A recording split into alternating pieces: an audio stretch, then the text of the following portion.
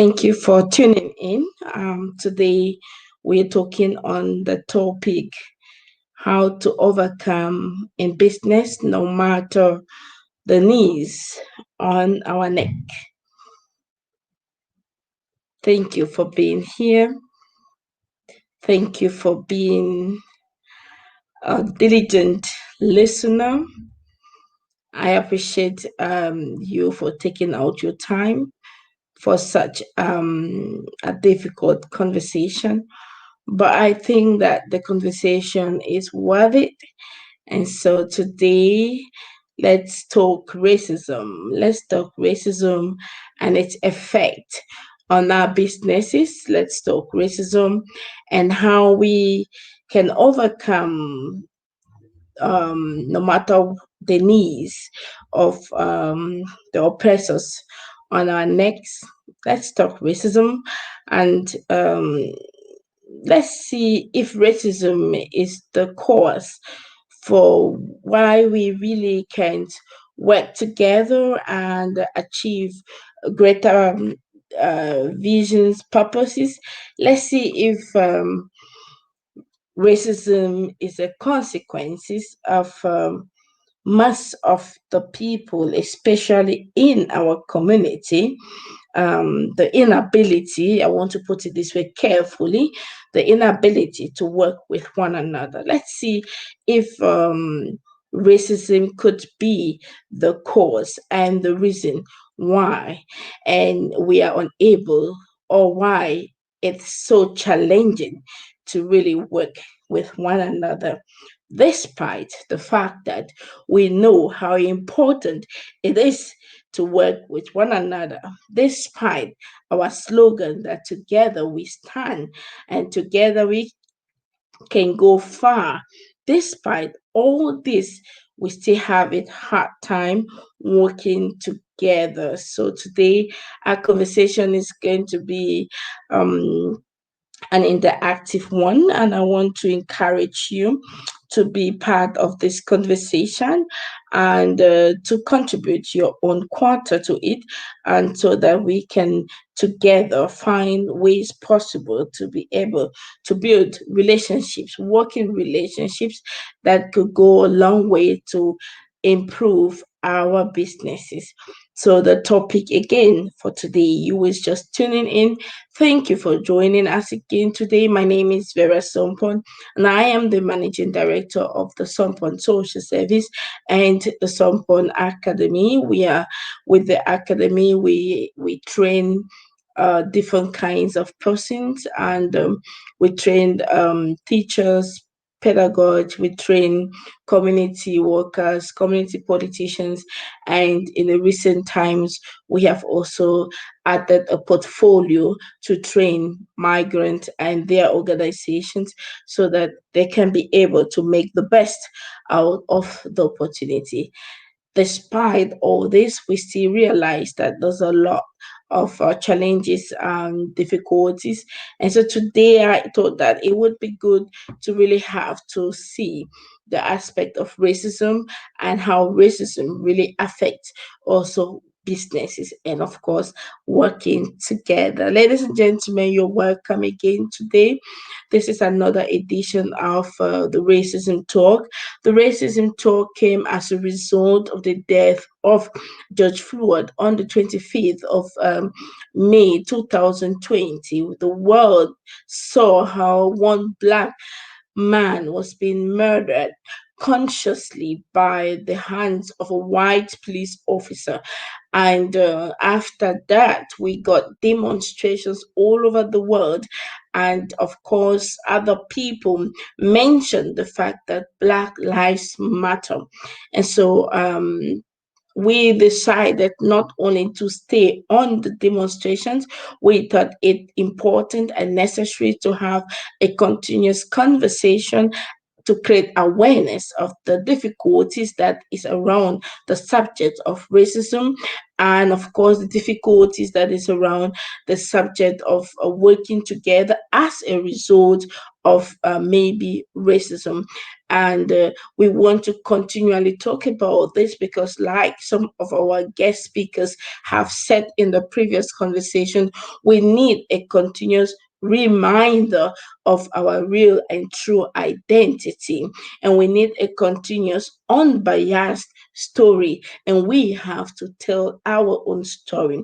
So, ladies and gentlemen, this is our platform to tell our own stories in our own languages, or again in the way that we can understand, because even the English language is a colonial language. Some of us even get to mock at ourselves when we do not speak this language properly. We forget that even this language is a colonial language, and that notwithstanding, it is a common language where we can use to cooperate and to collaborate. And so I welcome you all again, ladies and gentlemen. And I'm hoping that we're going to have an interactive conversation. Like I said, we are a tribe. We are here to learn. We're here to inspire one another. We're here to grow. If you're here today, I want to believe that it's because you want to grow. And the topic of today is not a new topic. I have observed that in the community, I have seen many people talk about it, yet we do not really find ways to come out. So I welcome you again to our racism talk. Get your knees off our necks. The topic of today is how to overcome in business despite the knees on our necks. How do we overcome? How do we overcome? And before we get into the conversation proper, I think it is but um, good to get to define what are these needs. So it's important that we really think back again and reflect on the needs. Do you think that you have any needs on your next? I'm talking now to leaders.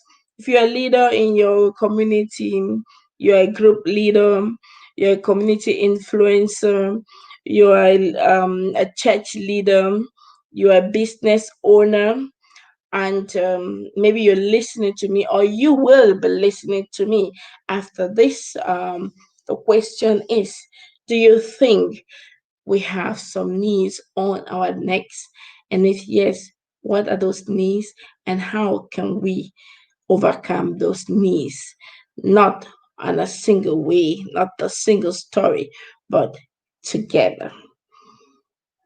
So I will encourage you to share the link with friends. Share the link with friends. Share the link so that we can have a good conversation today. And if you're here, please, and just let us know where you're watching from. Let us know the where you're coming from or where you're watching from.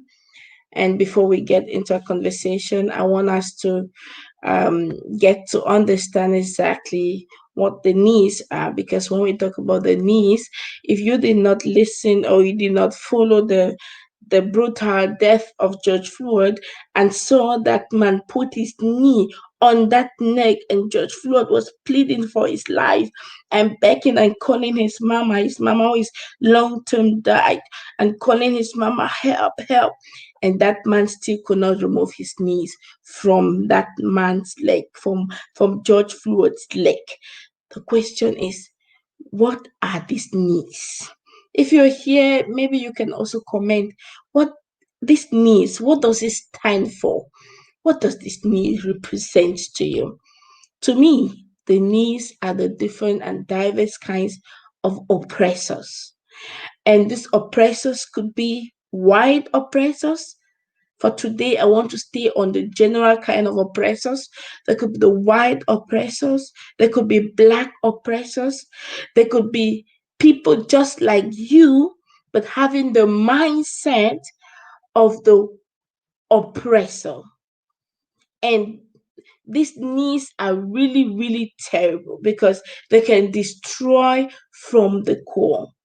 These needs can be the laws that are put before you, These needs could be the stones placed before you.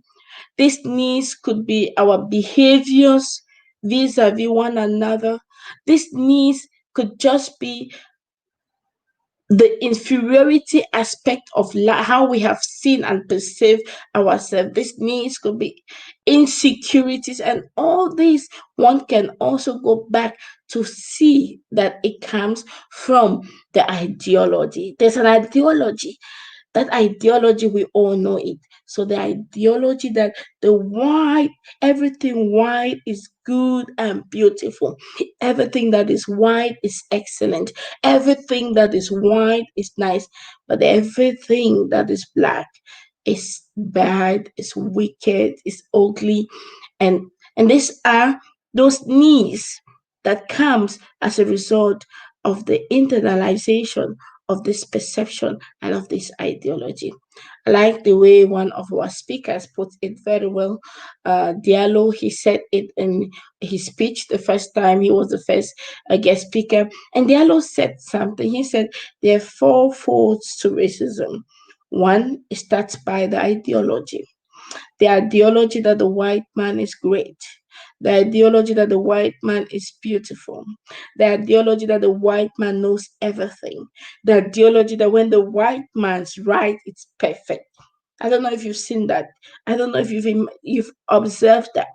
The ideology that there's nothing good in our community. Everything that is in our community is not good. It must only come from outside. When it comes from outside, then it's beautiful. That was the ideology that was sold to us. And we bought this ideology unconscious to us. That is why you will hear people say, I think it is not too good. I prefer to have a white coach. I would prefer to have a white doctor. I prefer to have a white psychologist. I prefer to have a white, because in our community, they're really not good.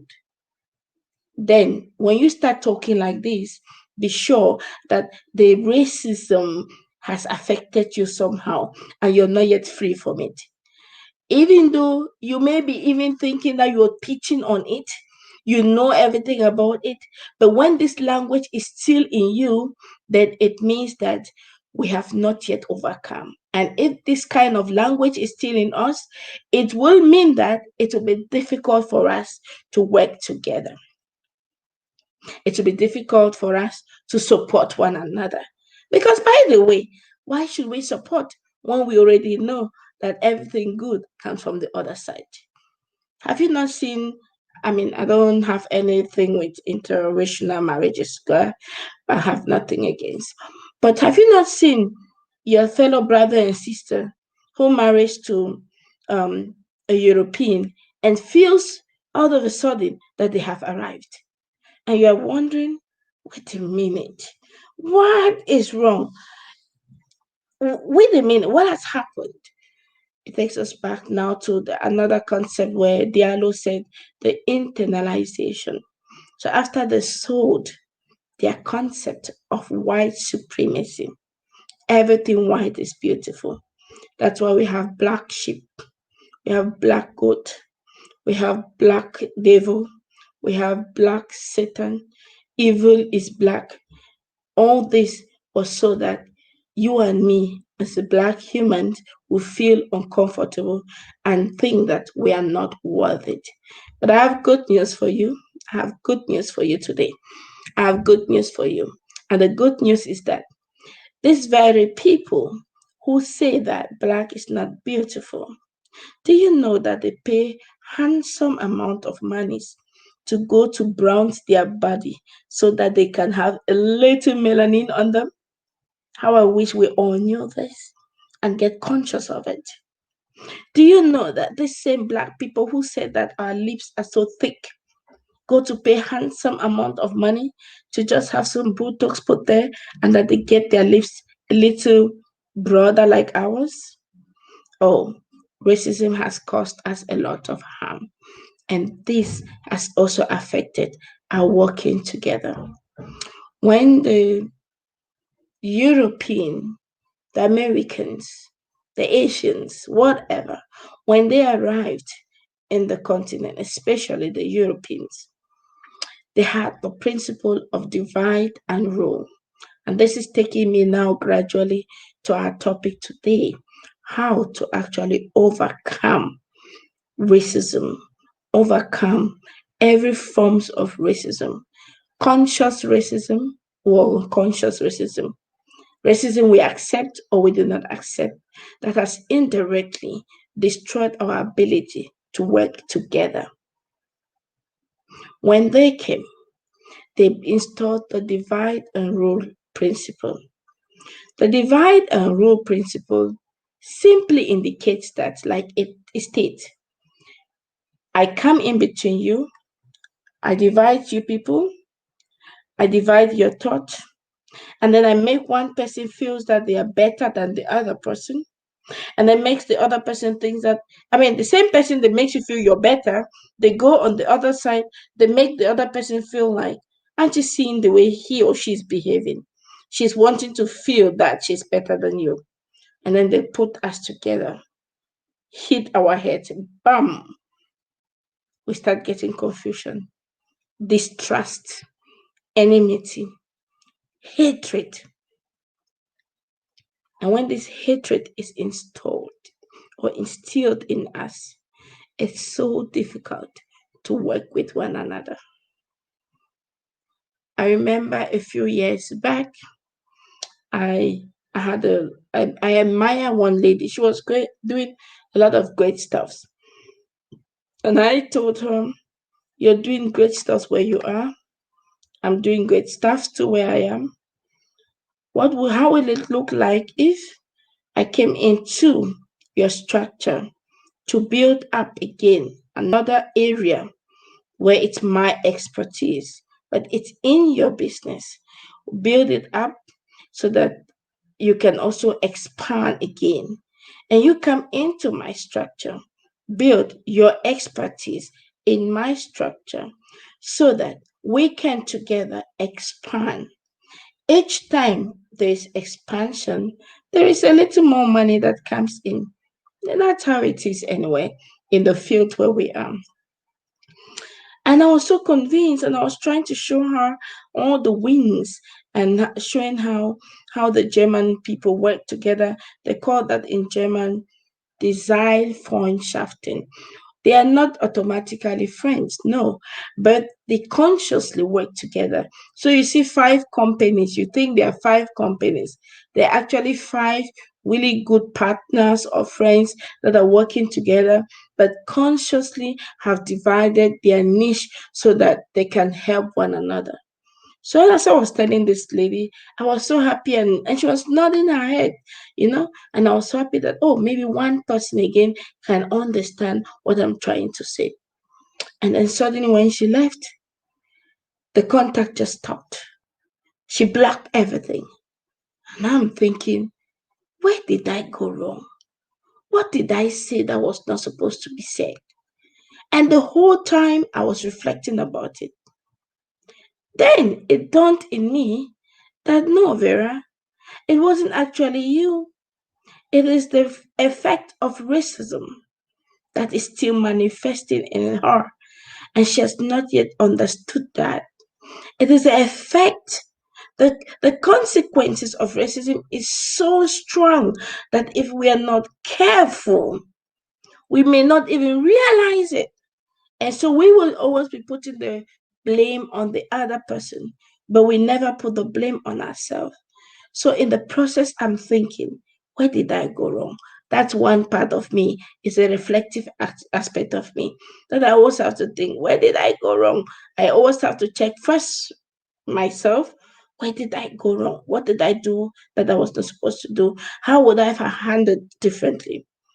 And when I did not find all these things, then it really dawned on me how the white man has destroyed us.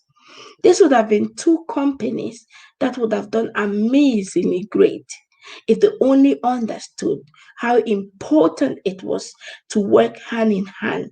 Not because we were friends, but because we understood that the only way to overcome any storms is to unite our strength. This is a very difficult conversation, ladies and gentlemen. I have to always take time to breathe again out because it's really affecting. But let me welcome some of our people who are here. I welcome you, Maria Kaina. Maria Kaina, you're welcome. Thank you for always being there. And Maria said, can you imagine the scenario that someone is forcing your own knee on your own neck? Oh God, we're going to come back to this. Yes, forcing your own knee on your own neck. Ma'am, you have to elaborate on this. Oh yes, I just can only imagine, but I don't know if I've gone through that, but I'm sure that I have once gone through that when they force you to also put your own knee on your own neck. This is horrible. Thank you for being here, Maria Kaina. Charity Waimo, you're welcome. Thank you for always being here. And Charity is also one of the hosts of the Sompon Global TV. I want to use this opportunity to also really appreciate people that have come to the realization how important it is to unite strength and force. The Sompon Global TV is it's a platform like every other platforms, but I think we have come to the realization that it's important that we unite our forces. And despite the fact that Charity Wermo, she also have her structures, she has amazing work she's doing, she's an author, and she has come to the realization it is also important. Why not? And so we are going to be working together with Charity Wermo on our talk show, and let's help you. Thank you, Charity, for accepting the challenge. And it's going to be beginning on the 26th of August. So you don't want to miss this conversation with Charity. She's going to help you, especially in the area of domestic violence. And what a great teacher if you have gone through that yourself, you have overcome, you're a survivor, and now you've learned the techniques to help other people. Nothing as great as that. So thank you, Charity, for being part of the Sompon Global TV and with your own show. Let's help you. So we are inviting every other person here to be part of this show. If you know someone who is suffering from domestic violence, please recommend them this show. It's going to be an amazing one. And the Charity said the needs are mainly prejudice. Yes, we can also see it on that line. There are many prejudice. And she goes further to say being ignored and not heard unless you make yourself constantly loud and validating oneself. And that's so strenuous, to always have to validate yourself and all that, or make people know that you're around. And that is exactly the problem we're having, because if you have to constantly make people see you, maybe by saying it out, of course, it also makes other people, it's strenuous for other people to keep bearing. But if that's the only option that we have, how do we go about it? And that is what racism is, aimed at making us feel inferior, and that's true. And this takes us to our topic today. How do we overcome all these challenges that has affected also are working together? How do we overcome this inferiority complex? That is the key. That is the problem that we are facing. We are not able to effectively work with one another because of one of the reasons, inferiority complex. And this inferiority complex was instilled in us by the European ideology or the white ideology that everything white is good. So you hear someone say, I don't like to work with Africans because Africans are not structured. I like to work with Europeans. God damn it. You know, you hear someone will say something like, I don't mean that we should not rebuke and correct the things that are not right. That's not what I mean. But I only mean that we have to understand that the powers behind this, our attitude, our behaviors, are really strong. It has been instilled for more than 500 years. And so it takes a lot of consciousness to work with others, takes a lot of consciousness to be able to abandon them. Takes a lot of consciousness to grow and to be able to overcome this kind of um, characters, behaviors, emotions that has been placed many, many years ago. Ladies and gentlemen, you're welcome to our discussion today. Our conversation today is the racism talk. Get your knees off our necks. And today we are having the topic how to overcome in business no matter the knees that are on our necks. And we have other guests who are talking about the different kinds of needs and the needs that are needs of prejudice, needs of the inferiority complex, the needs that your own needs that has been placed before your own neck, so that you yourself, you're a stumbling block to your own achievement and your own success. So the question, how do we overcome these challenges? Welcome to our racism talk. Get your knees off our necks. And how do we overcome in business despite the knees on our necks? I just came up with some few things. I was just thinking about it today, and I think that the for me personally would be to understand, first of all, understand the vision, that the vision is given to you, and was given to you, and not to us all. That's so important. Now, if that vision was given to you, you have the assignment to convince us so that we can now work together. And in order for us, for you to convince me or me to convince you, we have to constantly remind ourselves of our history. We have to constantly remind ourselves and create a new ideology. Maria Kaina would say we have to create an ideology that will back us up, will cover us, an ideology that will lead us, an ideology that belongs to us, that we can always turn back and look and say, this is it, right? And I think that it's also important to always remember, yeah, the purpose of your business. Why did you start it at all? Stay connected to that why. Hold on. And I think another very important thing will be to look for mentors, people that you admire. Let them help you train you. Let them help you understand your history. Let them help you understand that we were never always like this before. I mean, those who come from Africa, where I come from, when they tell you the structures that were there, how the people work together, you will be wondering then what happened. So it's important that you get mentors, the right mentors who can help you, train you, support you, inspire you, motivate you in those days like this, where you're so down, that they could motivate you, help you, sustain you so that you can continue. They be your teacher, your guidance to help you. But above all, you just must overcome no matter what. There's just no other thing to say. You just must overcome, because if you do not overcome, it will become so dangerous. Then again, the history will record again that blacks are not doing anything, Africans cannot do anything good, which is not true.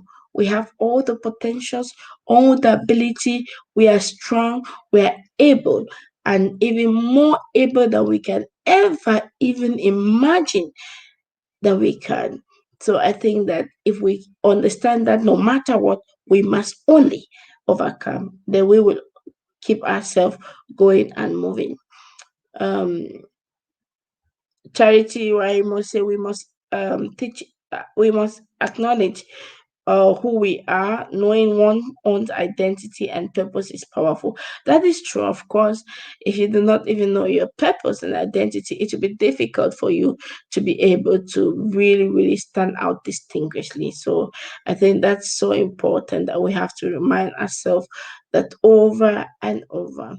Maria Kaina says, in this corona period, online biz and online networking is an area that is booming. Can you also touch on this specifically? Yes, I think that this is a very important aspect. And indeed, like Izone Laval is one of our coaches, and she is online marketing and sales lady, and that is just her job. And she says, if you are not on the online business now, you are just but losing out. You're missing big time. And that is true. That is true because with the COVID-19, it has made us understand that things will never be the same again. Personally, the Sompon social service um, was never online in this format. We're never online because we have our coaching section, group counseling and all that, and it needs the presence of the people. We have our language courses, we have the family help, and we have the Sompon care, the Sompon academy with the trainings. So it demanded that we always be with people. And then, of course, our clients are not directly are certainly the migrants, but the migrants are not those that really have to pay for the services. So we have like the migrants, our clients, but other people have to pay for, like the government have to pay for the services. And so for us, it wasn't so important to by all means get into the online. In as much as everybody will say online is good, I was never giving attention to that until the COVID-19 came. And then we realized suddenly that we really did not actually need an office again that much. Of course, we always need an office, but not that much. I can't remember the last time I was in the office. In Now we are on holiday, but the last time I was in Esslingen, it's maybe like, I don't know. We're really not, as COVID came, we didn't go to the office again. So we did everything online. We had to now transform every of our offers, our counseling, our coaching, our teachings, our trainings, we brought them all online. Now, the advantage of online is, especially when you understand the principles, the marketing principles behind it, you will really make good use of it. Let's take, for example, if you're a trainer, if you're having a course, so you arrange your course in a way that it could be in a presentation format, or again in videos like what we are doing. See, like the videos we are doing now, all these courses, we can package them all in a form of a product. We put them on DVDs, or we put them on CV, we put them in a space in a cloud. In our case, we have the academy web page at the academy school, where every student have their own dashboard, so you can write with the students, interact with the students there. So when you have done your course and all those programs, well outlined course. Now, you can arrange those courses in a way that you you can always sell those courses even when you're no longer there. How? Because the students log into onto the academy page, for example, and when they get there, they have their registration numbers, everything just like in school, and now they pay for a particular course, and then they get the lectures and everything in their dashboard, right? So let's say the trainers are going to train. We're going to put them that all on a video, and so we're going to package that. And every time we can now bring that out again in the market. So let's say we want to talk about business, uh creating up your own business, starting up your own business. So now we have all the speakers that have spoken, we put them very well, put them online, and then we can always real sell that over and over again. That's what is called passive business now, the passive income.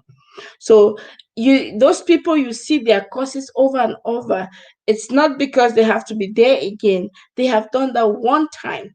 You take 1 month effectively, you do your course, you do your programs, everything, and then you put it online, package them well, send out. So anytime, especially with the videos, anytime you can always sell that.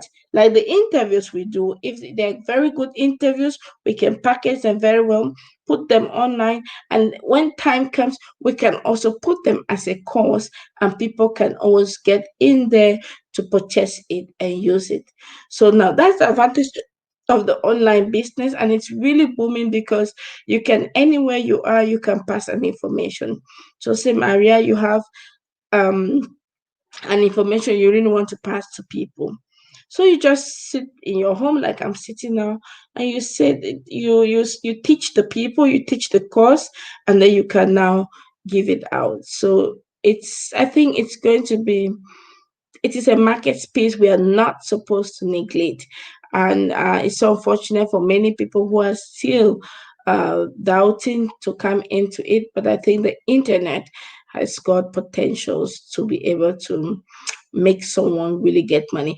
You will realize that the people who are really, most of the very rich people, are those people who are doing some kind of online business. And let's take the case of a Facebook. Facebook is an online platform and it's an online business. You know, when we are doing publicity on Facebook, you do not pay much. For example, you can pay per day, depending on the number of people you want to reach, let's say €4 or even €2. You think €2 is small, right? But imagine the millions of people paying €2 per day. I mean, that's an amazing thing. You just can't get poor on that. So, but it needs a system, it needs a structure so that it now can produce all the time. I hope that we are able to answer your question, Maria, and we can always still talk about that. And Maria goes further and says, precisely, please go more in detail. Most times people seem to deviate from the purpose of their business. That is true. Now, you deviate from the purpose of your business when you really do not even have that business in mind. Many a times people don't have business ideas. They have copied and they have pasted something. Now they see that the Sompon social service is doing well. They don't know what Sompon social service is all about. So they get up and say, okay, then I'll start up my own organization. I think I will be doing helping women and all that, or helping girls, helping boys. I'll just be helping refugees, right? That is good. That's fine. But the thing is, the Sompon business has got a purpose. There was a why, and that why never gets away. So no matter the number of offers we bring, we still stay on the line of the why we created our business. So all other things are just offers. All other things are instruments we're using to still meet the why. Let's take the example again precisely with Jesus Christ. I'm using Jesus Christ as an example because I know many of us know who he is. Now, the purpose of Jesus Christ, what was it? When we understand the purpose of Jesus Christ, then we realize that most of the things, all other activities he did was simply to fulfill that one purpose, right? He was sent here on earth with the sole intention that he should die for mankind. Finish. Now, he could not have died for me if he did not sit with me. Let's take the case of the people he sat with, the disciples. He had to disciple the people. But his intention was not to disciple the people. The discipling of the people was an instrument he used to still meet the very purpose for which he came down on earth. So I think that if you do not understand and the why of your business, you will be jumping here. When this one creates this group, you join, you go create your own group. When this one creates that, you go create yours. And we get all confused. We can have one good business with different activities to still meet the one need of the people. Again, take the example of Sompon Social Service. Sompon Social Service is a social institution to support migrants. It's recognized from the government, the German authority, as a body for youth and children and all that. So we have that recognition, and with that recognition, we can offer diverse programs. So what happens is we have family help. Why family help? Family help because we want to help migrants to identify and to succeed in Germany, right? Yes. Now we have parent education. Why parent education? Because we want to help parents to succeed in Germany, right? Yes. Remember, stay on the purpose, on the why, right?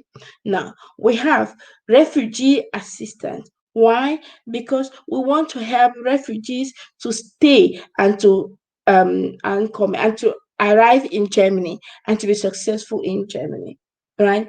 So the one measure work we have is a social work to help the people, give them the powers, the ability, the strength, the support, so that they can, from their own energy, do all the things they're supposed to do. And for us to achieve that, we use diverse instruments, but we never forget the core of the work, the why, which is the social work and social counseling. I hope that I've been able to answer that question, Maria Kaina. And of course, in between, you can always ask your question and you can also elaborate more. And my Charity Warimo says mentorship is very, very important to have someone to be accountable to. That's true. I have never, I have never, never, and you will never, I'm very honest with this.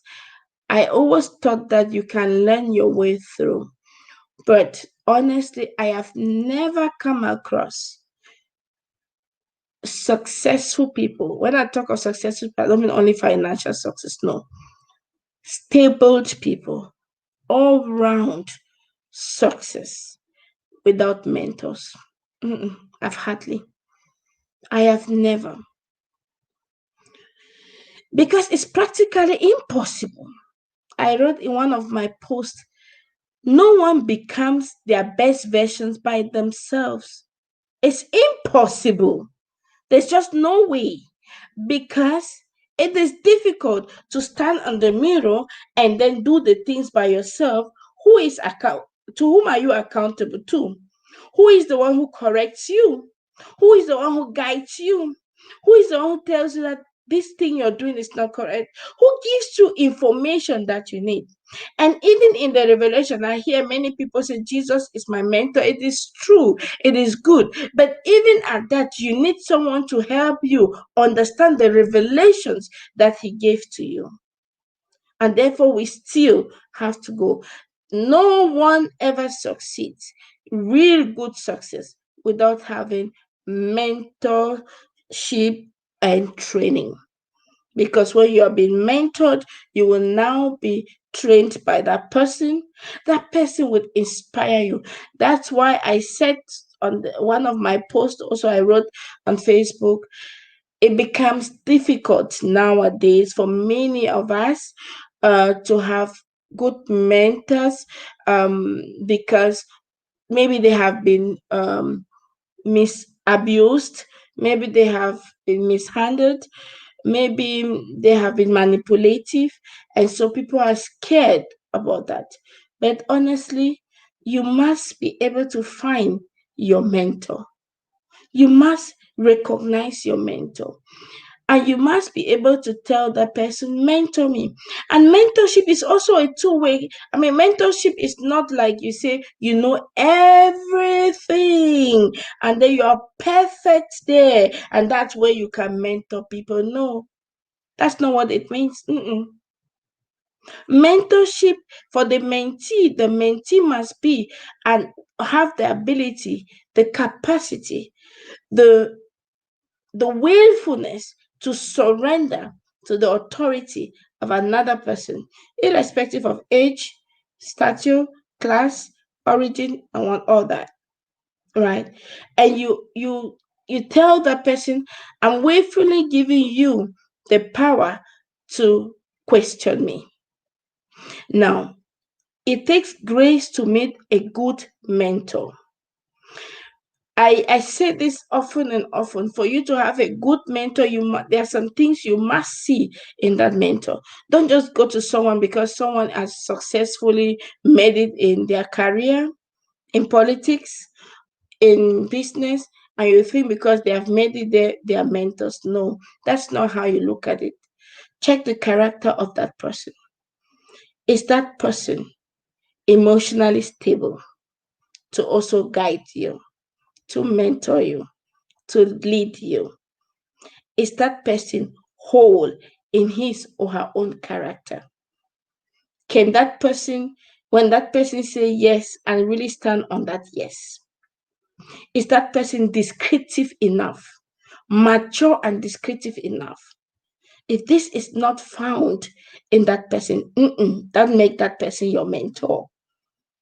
Now, the second thing you must find is that person is can be able to coach you. Mentor is a little higher than the coach, because the coach is for a specific goal. You see, like footballers, they have a coach, they coach them, they guide them, they lead them specifically to win that match, specifically to get that goal scored, right?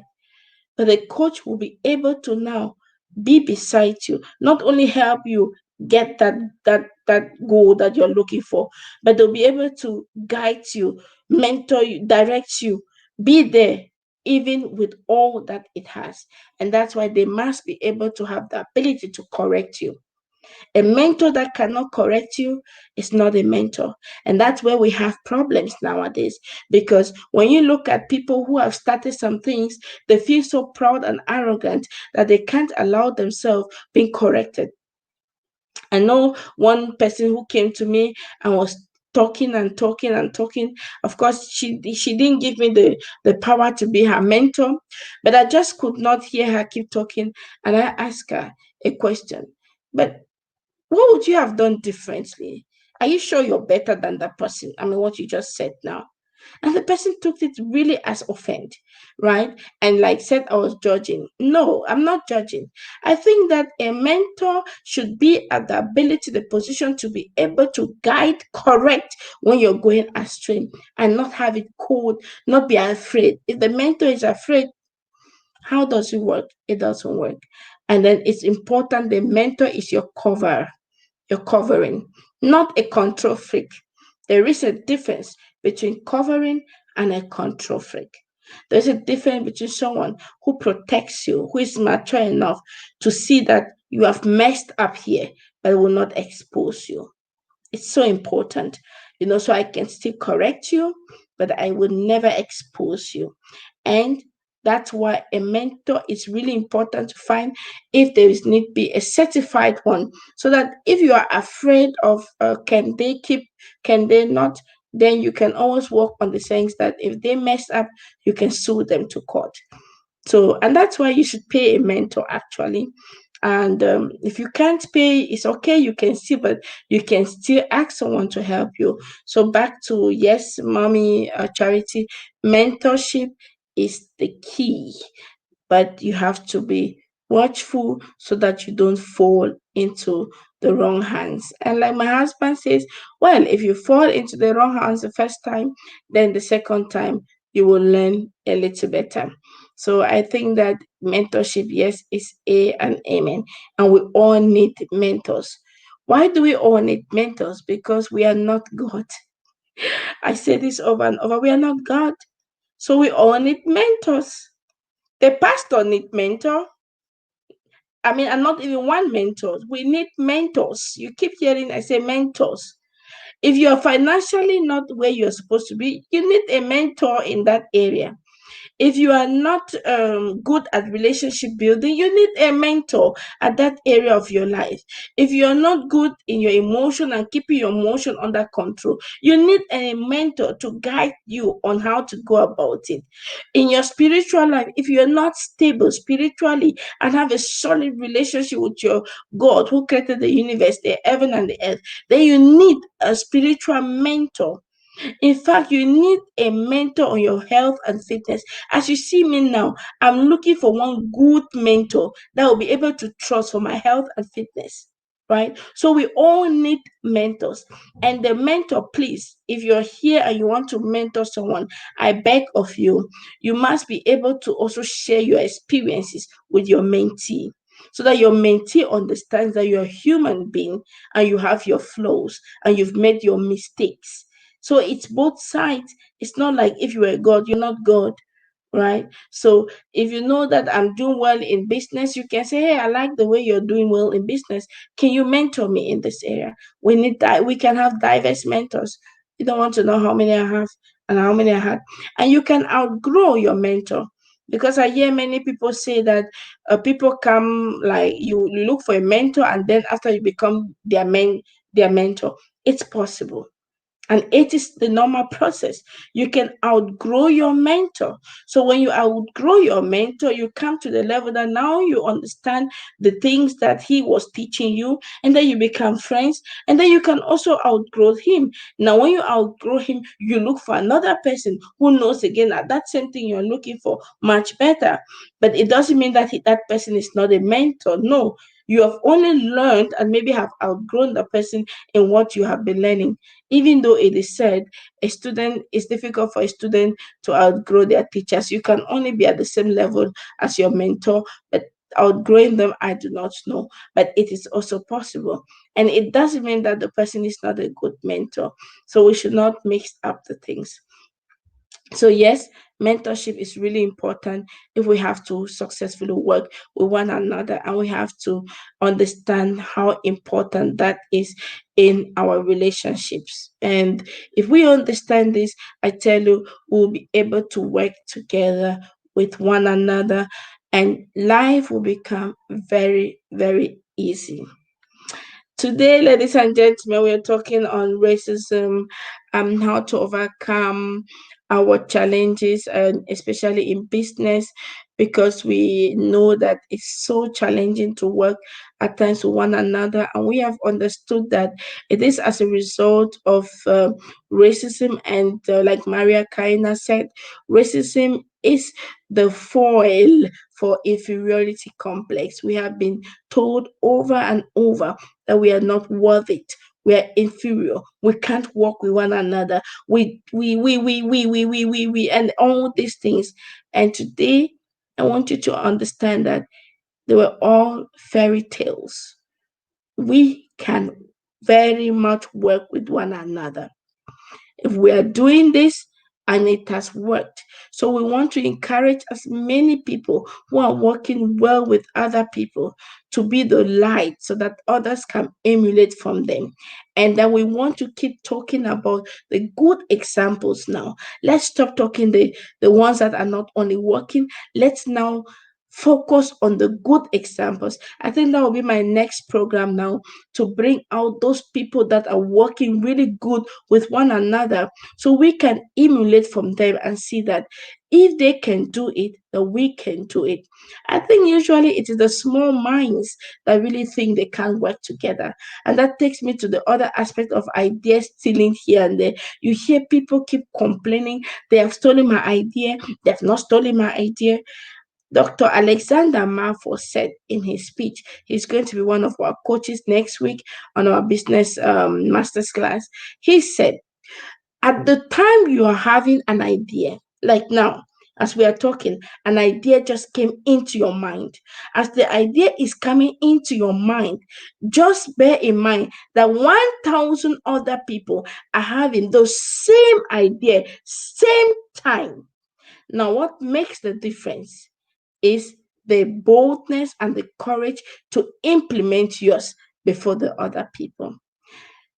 Charity Warimo said confidence means one realizes it is not a competition but a service. Of course. I mean, with whom are we competing? And that's why many mentorships also fail, because instead of completing one another, we are competing. And the question, we are competing on what?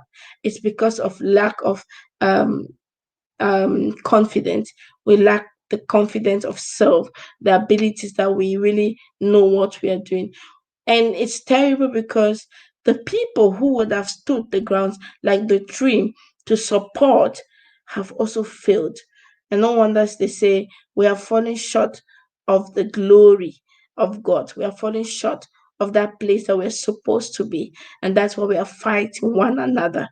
If we knew, if the fish knows that their spheres of influence is in the water, what are they looking for in the air? I mean, you know that you will never succeed in the air. So why go there? If the bird knows that their sphere of influence is in the air, what are you looking for in the water? You will never succeed in the water, no matter what. And if the tree knows their sphere of influence is in the soil, the solid rock. What are you going to do in the water or in the air? You will never succeed. And so, because we have even failed to understand the why of our businesses, the why we even started our businesses, the why we can't work together, it makes it so much so that our working and cooperating becomes also difficult. And it is because we have not understood exactly who we are. Maria Kaina says the challenge is that we Africans often don't know how to handle criticism. That is a knee in our neck. Oh, yes, you said it all. I raised my case. You said it all. You've said it all, Maria Kaina, and thank you for that. And that is why we can't have mentors, right? Now, the role of a mentor is not to petty daddy you, it's not to play with you and to daddy you all the time. I mean, then you go get a daddy somewhere and that's all right. The role of a mentor is really this criticism, but in a way that you would be able to be transformed. And why don't we accept criticism, Mommy Maria? Because we have not worked our emotions or emotions. If we work our emotions and we are stable in our emotions, when someone criticizes us, we will look at it more as a gift than as a curse or a problem. I use this opportunity to encourage us. Criticisms are gifts given to us wrapped like in sandpapers. If you make use of those criticism, you will be so amazed at what comes out of it.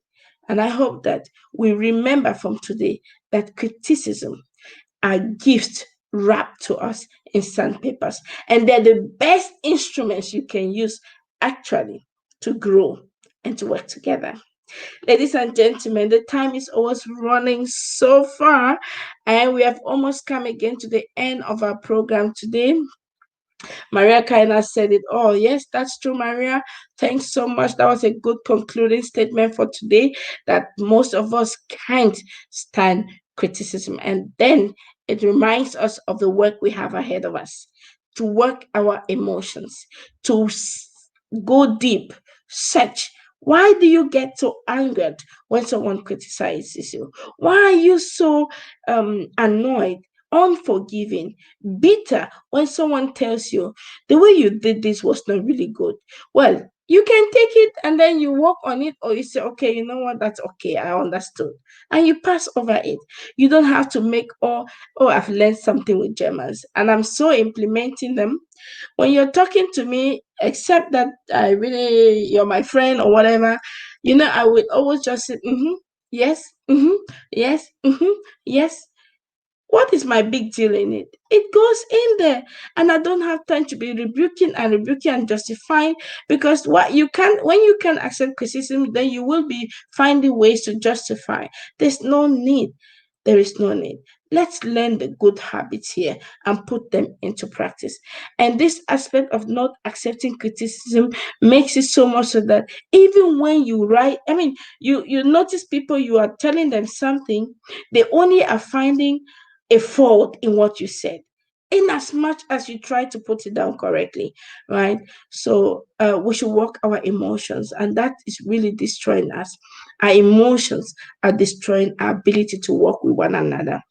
I want to encourage us. We have come to the end of our show and our program.